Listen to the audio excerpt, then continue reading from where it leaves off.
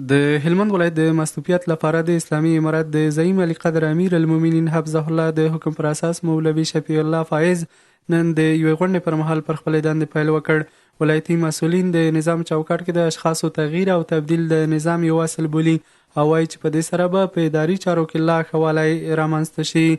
د دې معرفت غونډې په مراسمو کې د هلمند ولایت والي مولوي امان الدین منصور د خپلې وینا پر مهال وویل د نظام د کامیابۍ اساسي عوامل اطاعت دي چې د برخې ته د اسلامي امارت مسؤلین هر وخت ژمن پاتې شوي دي او د هر مقام لپاره په ډېرې علاقې سره خپلو دندو ته ادامه ورکړې ده. نوموړي د هلمند ولایت لپاره نوي ټاکل شوي مستوفي ته د همکارۍ ډاډ ورکړ او په چارو کې ورته د بریا او عالی خدمتونو هیله ښودلې ده.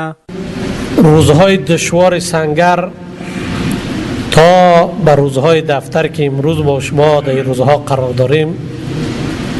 با شما را به یقین برمان ثابت شده و دانستیم که واقعا رمز پیروزی در سنگر هم اطاعت بوده و امروز رمز پیروزی هم در میدان دفتر اطاعت می باشد. به همون خاطر تغییرات و تبدیلات در همه نظام ها بوده و خصوصا در نظام اسلامی و خاصتا با در نظام امارت اسلامی یک اصل بسیار مهم است.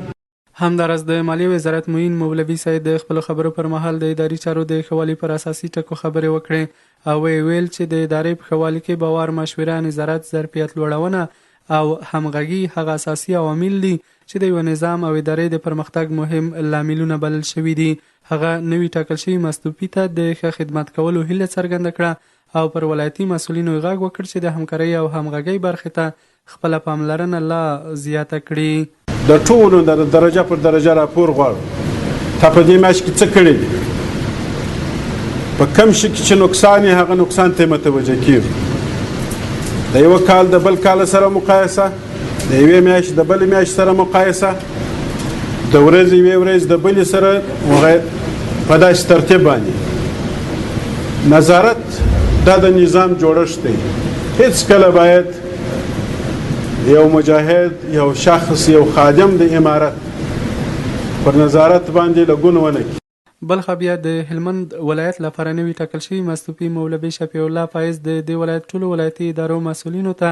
د بشپړ اطاعت ډاډ ورکړ او ویل چې خپلې چارې به په منظمه او ښه بڼه پر مخ یوسي، خو له ولایتي مسؤلینو څخه یې د دوامداره همکارۍ او همغږۍ غوښتنه وکړه. نو زه د خپل جانب دغه د مغیره صاحب د ښه اطاعت او همغږۍ باندې ویاړم چې جناب والي صاحب د دې اطاعت باندې ډېر متاثر شو، ښه اطاعت یې کړی و، ښه همغږي یې کړې وه. موږ په دې باندې خوشحاله سوي یو. خو زموږ د جانبه جناب والي صاحب، د استخباراتو رئیس صاحب، امنیه قمندان او ټولو ملګرو ته دا خبره کوو چې موږ به انشاءالله په هر بخش کې د مشرتابه د رهبري اطاعت کوو. دا په داس حال کې دی چې د هلمند مخکینی مستوفي حاجي مغیره د فراه ولایت د مستوفي په حیث او د فراه ولایت مستوفي شفیع الله فایز د هلمند ولایت د مستوفي په حیث وټاکل شو.